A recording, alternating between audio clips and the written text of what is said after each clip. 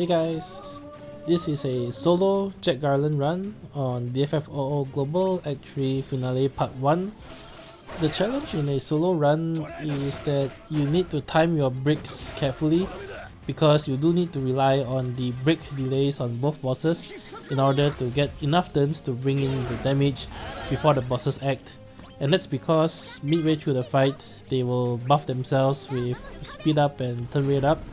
And if you can't kill them, they will get like 6-7 turns in a row and you'll likely not be able to survive that. Also, I think the Raijin LD call is probably the only call that would work in a solo run, because you do need a way to mitigate the damage from their force attack, and the debuff from Raijin also helps to protect you and prevents you from getting debuffed from the boss.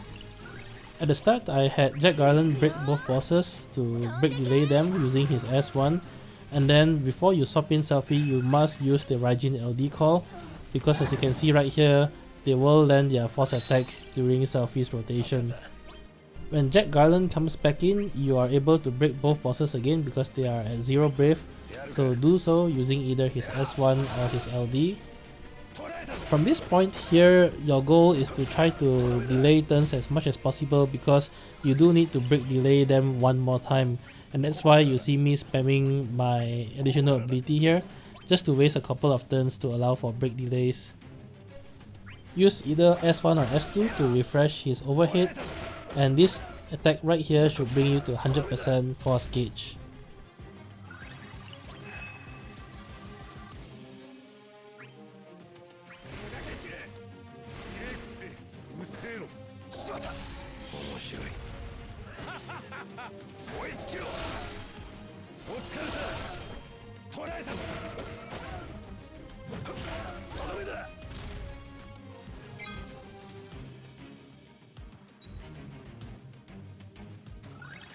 Right here, I use the Raijin base call, both to sort of waste one more turn so that they can refresh their brave for me to break them, as well as since this call is a melee attack, you get the full plus 75% force bonus, which is pretty nice. Right here, they will reset their brave, so using BT plus will allow you to break both bosses, allowing Jack Garland to move again.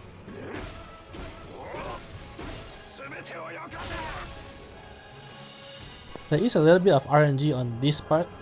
Unfortunately, here Jack Garland will get broken and Boss A will get to act.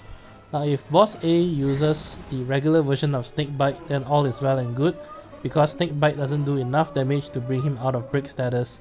If he uses Snakebite plus, he will reset his brave, in which case you won't be able to break delay both bosses simultaneously anymore, and I think in that case you have to reset the fight. In BT mode, what I did is alternate between both bosses first using his S1, and I do this for the first 3 turns in his burst mode.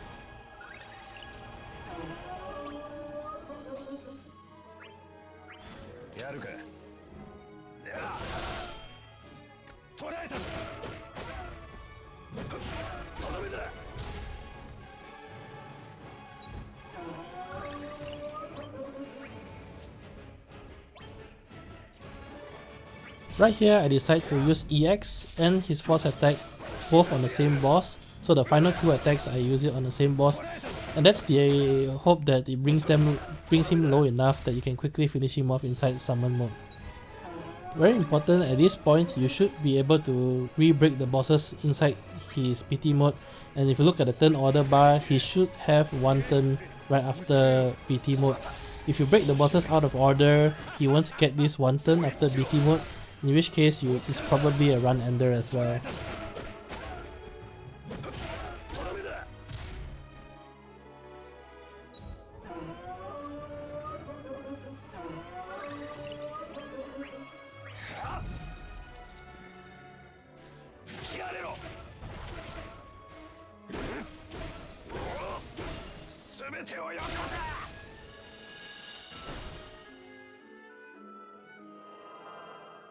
Now after coming out of BT mode, Jack Garland will get broken by the onslaught of back-to-back flamethrowers.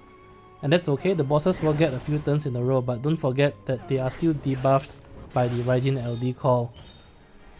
All you need to do is to survive until Jack Garland's next turn, which with the debuff from Raijin call should be a guaranteed thing.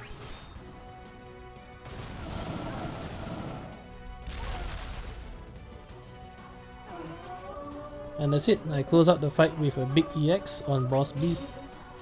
To be honest, I was surprised that his EX actually killed boss B all the way from 20 something percent to 0.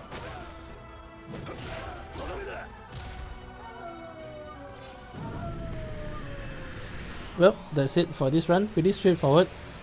As long as you follow the attacks as accurately as possible, you should get the same turn order and same break order as well, so this run should be pretty consistent. Anyway, I hope the video has been helpful, and if you enjoyed the content, do leave a like, comment and subscribe. Till then, I'll see you guys in the next Shinryu fight. Bye!